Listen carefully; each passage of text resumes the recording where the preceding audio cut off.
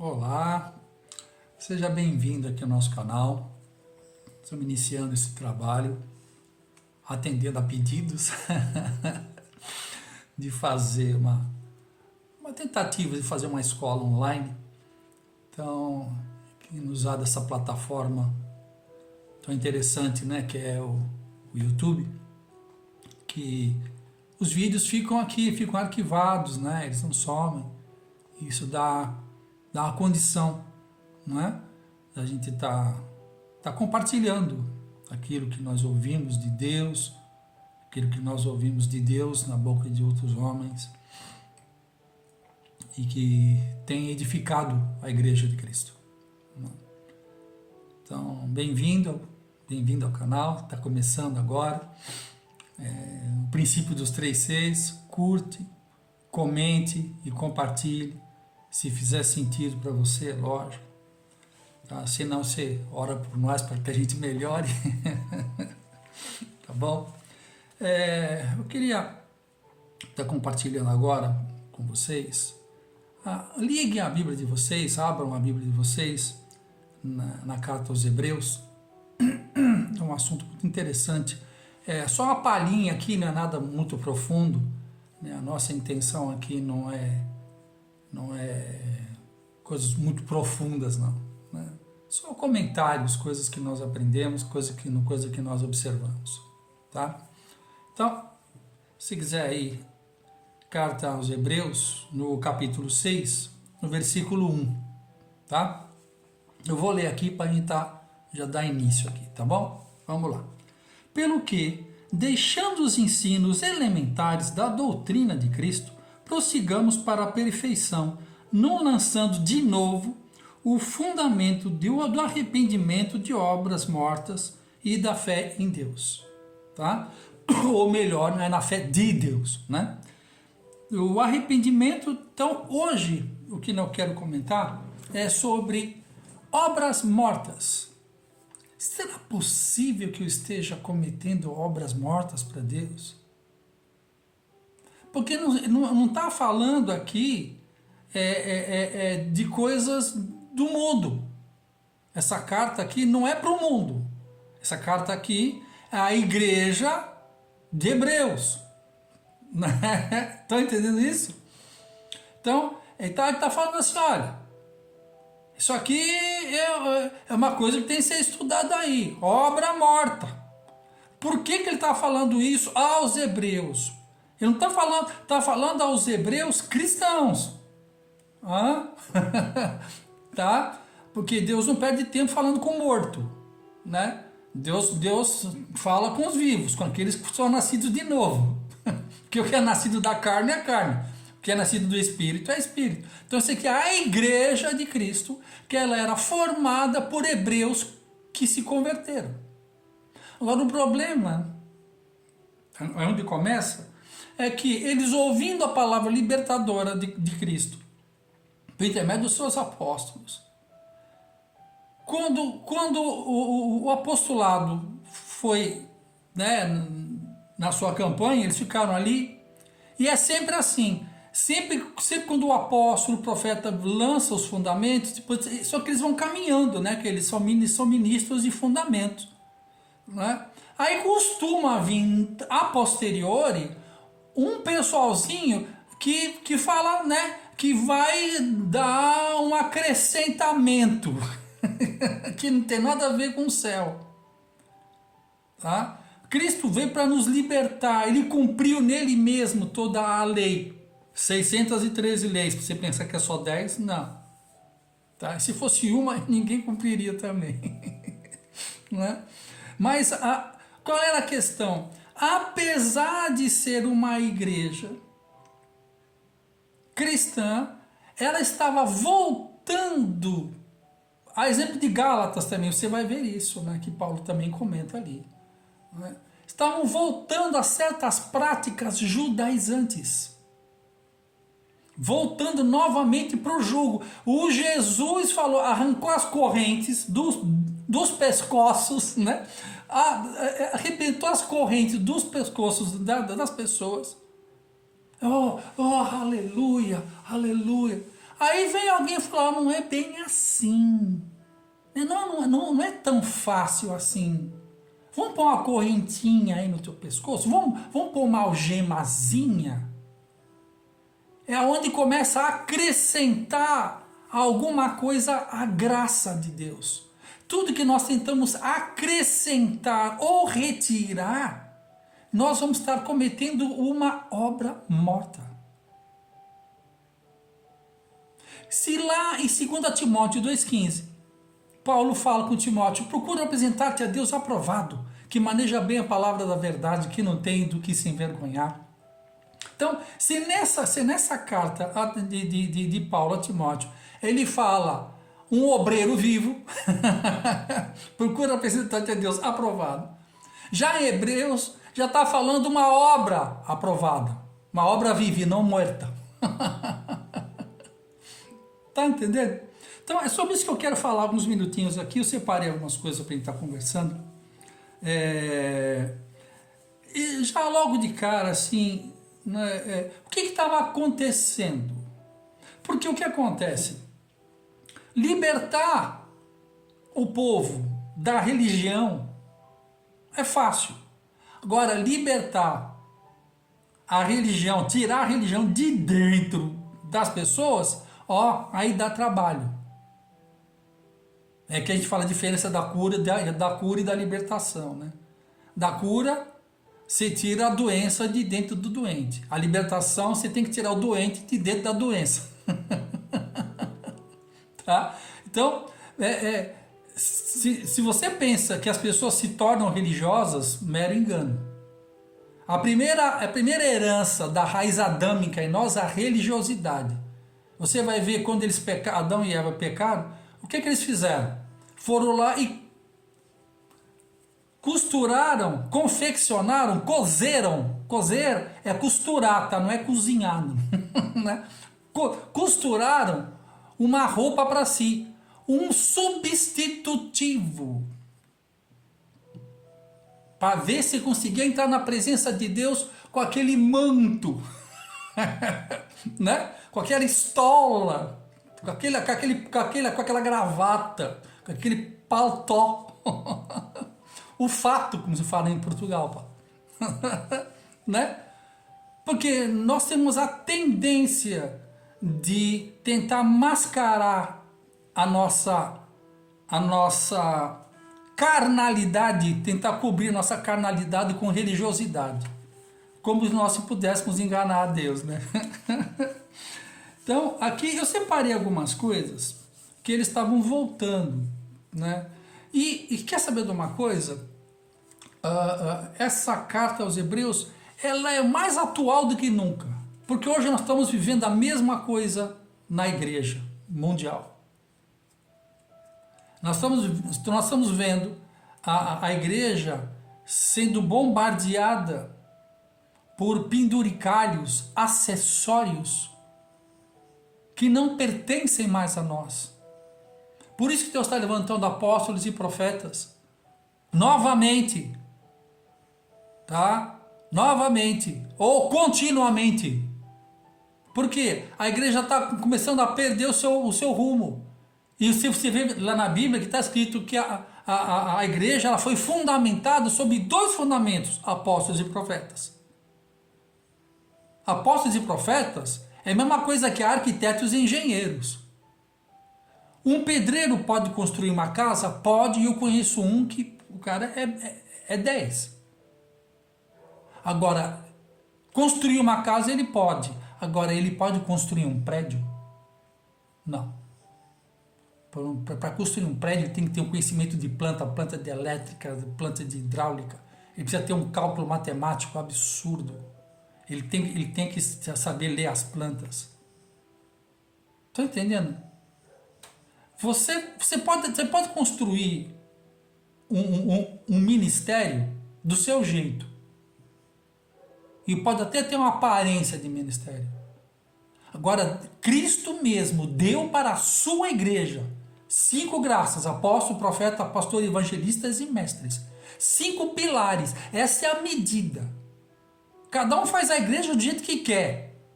A de Cristo tem 5. Por isso que ele tá falando, e Cristo mesmo deu para a sua.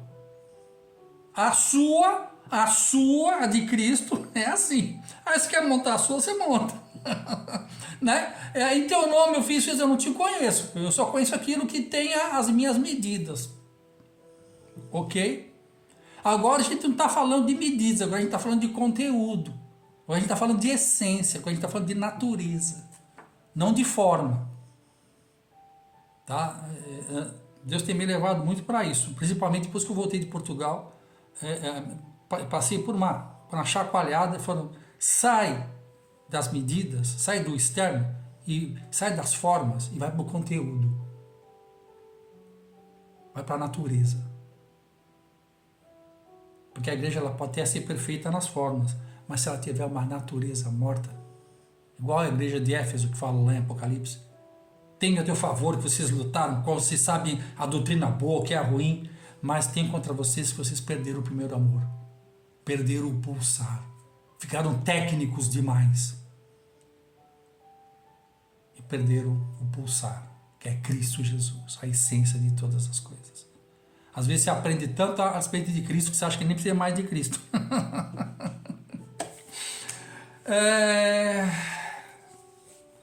Você quer saber? Você pediu um exemplo?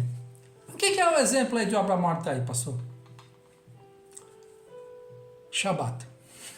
A guarda do sábado. A guarda, o sábado, tudo que estava no velho pacto, no Velho Testamento, apontava para Cristo. De Gênesis a Apocalipse, a Bíblia tem um só motivo: falar para nós a respeito de Cristo, do Verbo vivo. A Bíblia não é a palavra de Deus, a Bíblia são as Escrituras que falam a respeito dele. Uma coisa é você ter um álbum de fotografia, outra coisa é você conhecer, ouvir a pessoa que está nas fotos. Eu posso conhecer muito a respeito de uma bibliografia de alguém, álbum de fotografia dela, posso saber onde ela nasceu, qual o peso que ela tinha, mas se eu nunca beijá-la, se eu nunca tocá-la, abraçá-la, se eu nunca vê-la, eu nunca vou ter realmente aquilo que chama mesmo, né, conhecer, aquilo que Jesus fala, eu não te conheço. Você fez muita coisa, você leu muito a meu respeito. Entendeu? Mas nunca me tocou. Eu nunca te conheci. Nunca inseminei a você a minha vontade. Você fez... E é engraçado que eles falam um monte de obras. Aí teu nome expeliu demônio, aí teu nome fez isso. Eles não falaram que nada que eles fizeram era ruim. É uma obra. Presta atenção nisso, meu amigo. Você pode estar fazendo muita coisa boa que Deus não te mandou fazer. Que é o que a gente vai falar daqui a pouquinho. Não se trata de uma obra ruim que faz bem para os outros. Isso a gente manja bem. Agora, nós estamos sendo mais detalhistas. Agora se trata de coisas boas que fazemos, mas que não faz bem. Tem muita coisa boa que nós fazemos na igreja, nos nossos cultos, que aparentemente são boas, mas no fim da morte. Por isso é o ministério profético. O ministério profético ele tem um olhar de Cristo, o olhar do Espírito Santo de Deus, que ele percebe uma coisa ruim no meio de uma coisa boa e também consegue ver uma coisa boa no meio de coisas ruins. Então somente o olhar de águia, né? Aqui, ó, o olhar de águia. Isso aqui é o profético que eu mandei colocar no meu braço. É o profético. O olhar de águia. Ele, lá de cima, a águia ela vê direitinho a sua presa.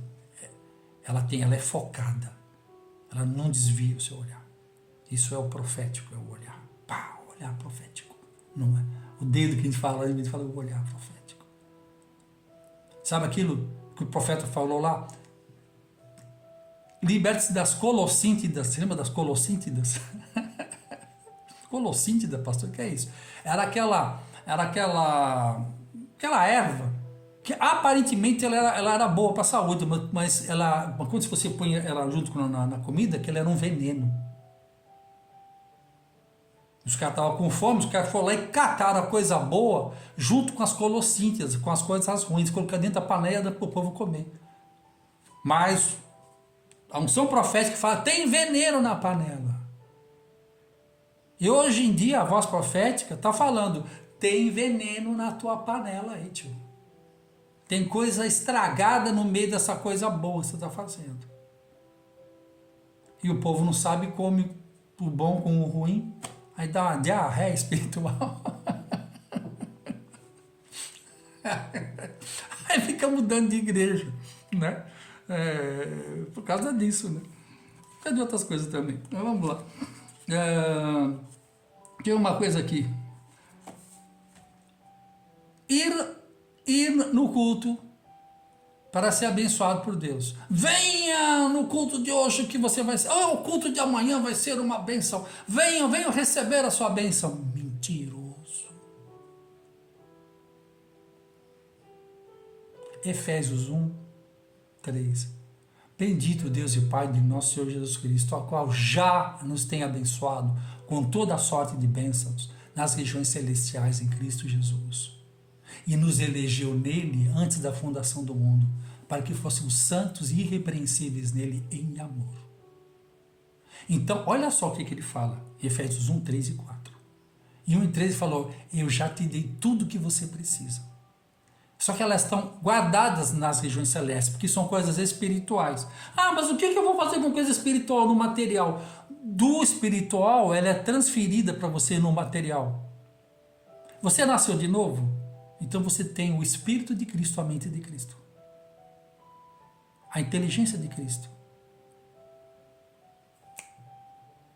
O povo padece porque lhe falta inteligência. Inteligência vem com conhecimento. Conhece pouco, se move pouco. Produz pouco, ganha pouco. Aí não se trata, aí não é a misericórdia e a justiça de Deus. A quem muito é dado. Muito é dado. Mas muito será cobrado. Eu quero ser cobrado do muito que Ele me dá. Porque aí a minha responsabilidade não é a aquisição, mas é a administração. E Cristo nos fez administradores do novo pacto. Não da letra, mas do Espírito. Porque a letra mata. Porque a letra sem o Espírito, os religiosos têm muito da letra, mas nunca alcançam, não tocam Cristo. Porque é o Espírito Santo de Deus que nos revela Cristo.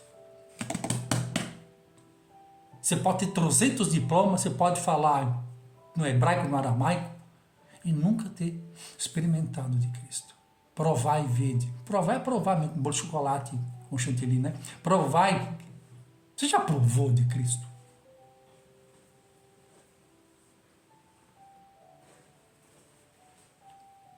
Pergunto. Vamos lá para Efésios 2:10. Pois somos feitura dele, gerados em Cristo, para as boas obras, as quais Deus já preparou para que andássemos nelas. Ora. Eu estou fazendo a obra de Deus. Pode parar, filho. Então é fake. Ninguém faz uma obra para Deus. Deus já fez a obra. Nós temos que andar na obra que Ele já fez, filho. Caiu a ficha? A maioria de nós perdemos tempo, e eu me coloco nisso, tentando fazer a obra para Deus. Deus fala, os teus pensamentos não são os meus pensamentos.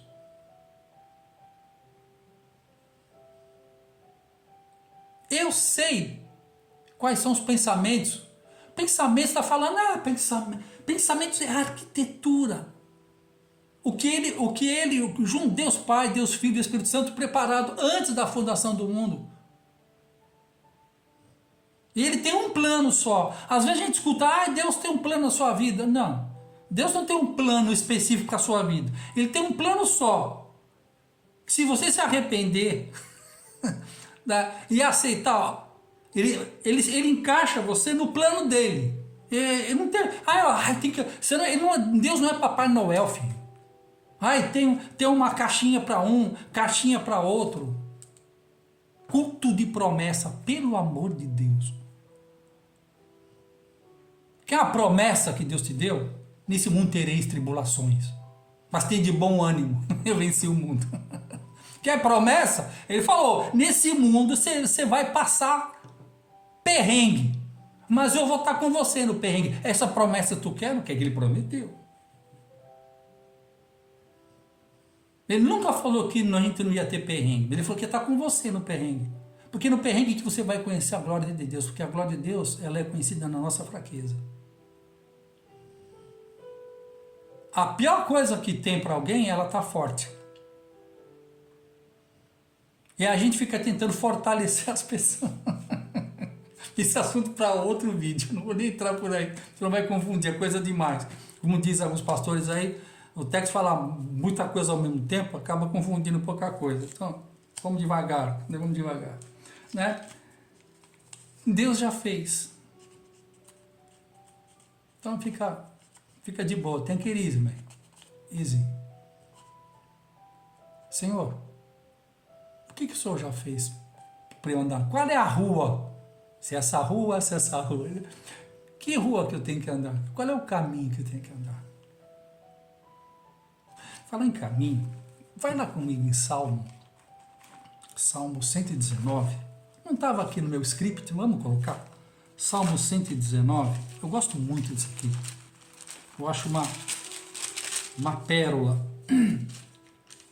Salmo 119, versículo 105. Salmo 119, versículo 105. Lâmpada para os meus pés é a tua palavra, e luz para o meu caminho. É interessante que você pode colocar assim, ela é lâmpada e luz, mas quando fala lâmpada, está falando daquele candeeiro, tá? Lâmpada para os meus pés é a tua palavra. Agora, se eu já tenho luz para o caminho, lâmpada para os meus pés, a tua palavra, perdão, se eu tenho já lâmpada iluminando, para que eu vou precisar de luz? Ele fala, lâmpada para os meus pés é a tua palavra, e luz para o meu caminho. Por quê? Porque vamos dividir isso em duas partes. Eu estou num caminho. Então, um caminho me desloca do ponto A para o ponto B. Tá? Então, por exemplo, aqui nós temos uma estrada aqui no Brasil, né, uns não me conhecem, aqui chama-se a Via Dutra. A Via Dutra, ela liga duas grandes capitais brasileiras, São Paulo e Rio de Janeiro, 400 quilômetros. Tá? Se eu estiver em São Paulo e quiser ir para o Rio de Janeiro, eu tenho que pegar a Via Dutra sentido São Paulo-Rio. E se eu estiver no Rio e quiser ir para São Paulo, é a mesma estrada, porém no sentido diferente, oposto.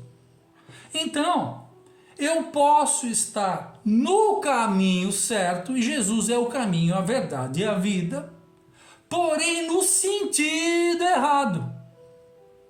Então não basta só eu estar com iluminação do caminho. Poxa, eu achei o caminho, Jesus é o caminho. Agora você precisa ter luz.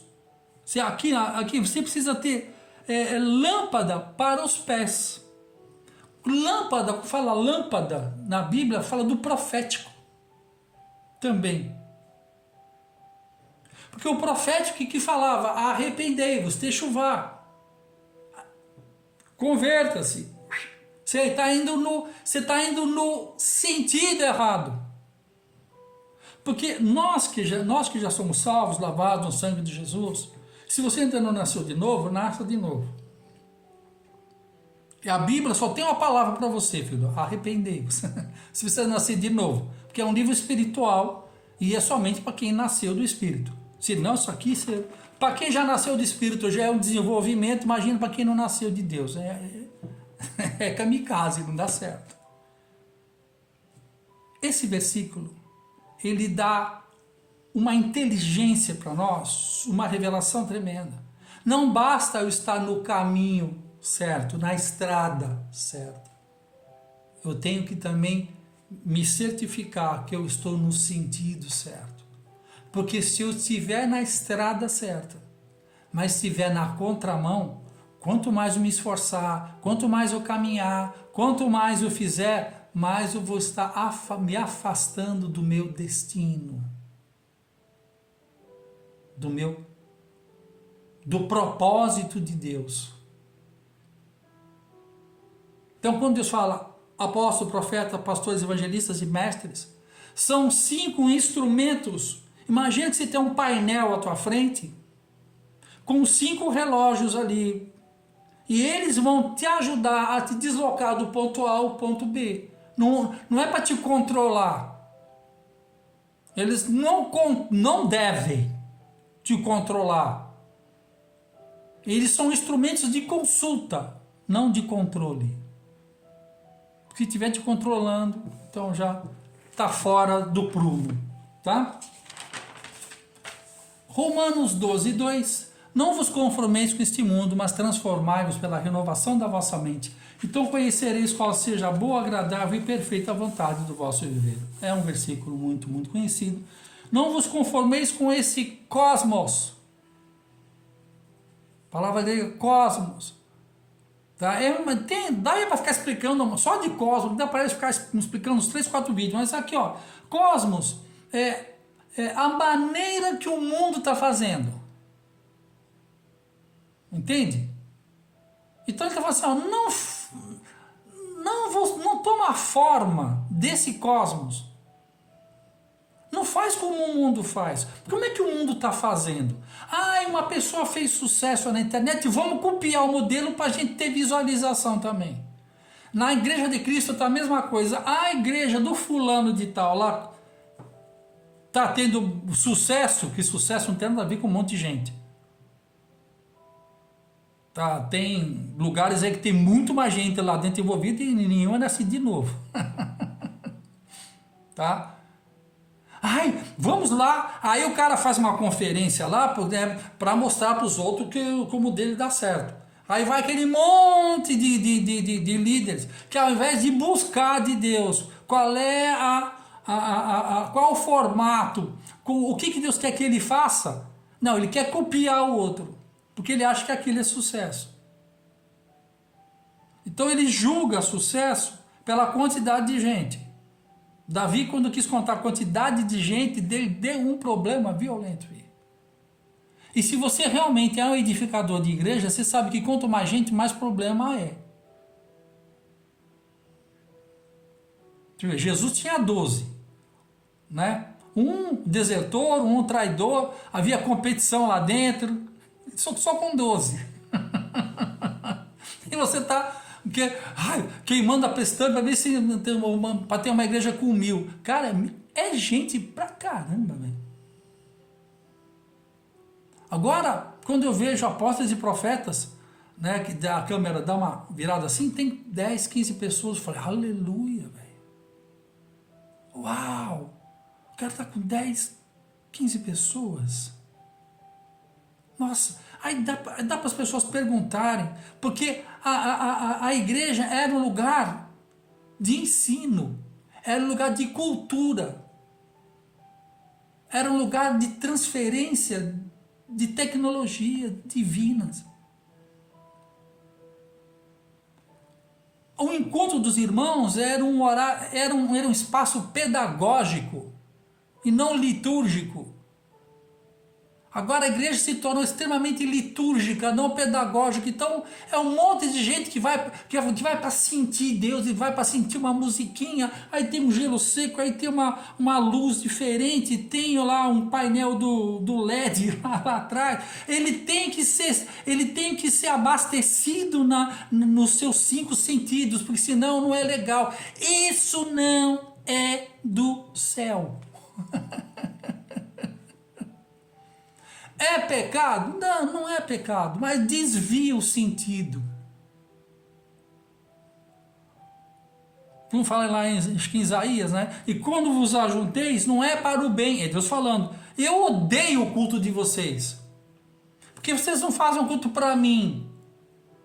Vocês se reúnem para tentar fazer uma música legal, fazer um sacrifício legal, para ver se eu me convenço que vocês merecem, para eu dar para vocês o que vocês estão querendo. Na verdade, nós estamos tentando fazer um culto bom para ver se agrada as pessoas e para ver se agrada a Deus. Está entendendo isso? Aí Deus olha isso assim e fala, tá brincando. É mais uma geração. Mas é chegado o tempo de amadurecer. Nós ministros, arrependei-vos. Vamos voltar para Gênesis. Eu gosto muito lá de Gênesis. Gênesis 1. Tocou muito a minha vida.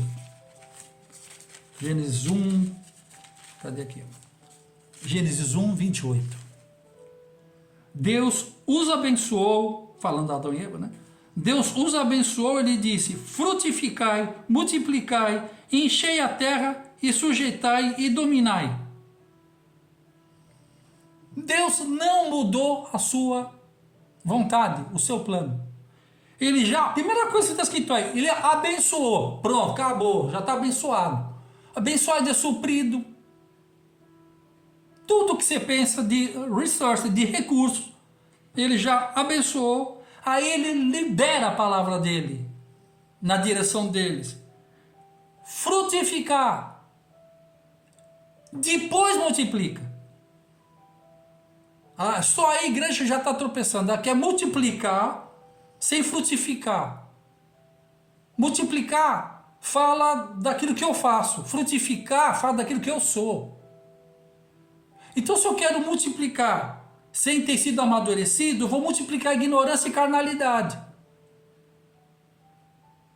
Como algumas mentalidades de liderança estão priorizando a multiplicação, está multiplicando crianças. Não impõe as mãos precipitadamente, cara. Cuidado. Vi pastores que o cara acabou de entrar na igreja, 2 meses já deu um cargo para ele, mas o orgulho subiu tanto na cabeça do cara que o cara se desviou de uma tal maneira. Eu vou dar um toque para vocês, irmãos, uma coisa que eu aprendi de um pastor lá da Argentina. Ele falou uma coisa que eu achei chocante. Ele falou assim, a carne adora servir a Deus. Nossa, eu fiquei impactado com aquilo. A carne adora servir a Deus do jeito dela. Pá, falei, tá aí. Porque a carne, ela gosta de se sentir bem. A carne serve a Deus porque ela quer se sentir bem. Ela quer traçar compensações. E eu fiz muito isso. Para tentar compensar as feridas que deviam estar na cruz. Chama-se compensação da ferida, né? Essas feridas não é para ser curada, não, filho. Essas feridas é para ser pregada lá na cruz. Porque eu morri com ele na cruz. Ele morreu por mim. Amém? Mas eu também morri com ele. Ah, meu pai, minha mãe. Cruz nela. Pá! Joga lá na cruz. Pum, acabou, filho. É nova criatura, eis que tudo se fez novo. Ah, ele fez. Perdoa. Ah, ela fez. Esquece. Você já viu um morto reclamar do velório, filho? Não vira, né? arrepende-se, mano. São coisas do velho pacto da religiosidade. Nós somos livres hoje. Se você nasceu de novo. Tá bom, né? Aqui foi só só uma palhinha. Tá? Esse assunto ele é muito... Eu me lembro quando eu estudei isso, foi mais ou menos eu acho que umas 5 ou 6 horas. Só esse detalhe de Obras Mortas. A matéria que eu estudei como mestre Thomas Vernon Dawson chamava-se... chamava a matéria? Obras Mortas... Esqueci o nome da matéria agora. Mas Obra Morta fazia parte era dividida em segmentos. Né? Obra Morta era merismos. Né? Merismo no grego é a capacidade de... Imagina que você pega uma pessoa numa cirurgia, faz o corte nela, pega aquela parte do órgão dela que está enfermo, faz a cirurgia, retira aquela parte que está doente, costura, pega seu órgão de volta, coloca dentro do corpo e costura de volta. Mais ou menos esse é o sentido da palavra merismos, ou merismos. E dos segmentos dessa matéria, merismos, era Obras Mortas. Thomas Vernon Dawson II. Tá bom, gente, muito obrigado. Aqui foi só uma palhinha realmente, mas eu espero que de alguma maneira isso venha a ajudar. Né? Acho que atrapalha não atrapalha, não. Pode confundir um pouquinho. Depois a gente vai clareando, tá bom? Gostou? Por favor, curte, comente e compartilhe. Tá? Eu estou fazendo um experimento aqui na nova posição de tela. Vamos ver o que vai dar. Eu acho que vai dar bom, se Deus quiser. Inshallah. Tá bom? Tchau, tchau. Até o nosso próximo vídeo. Tchau, tchau.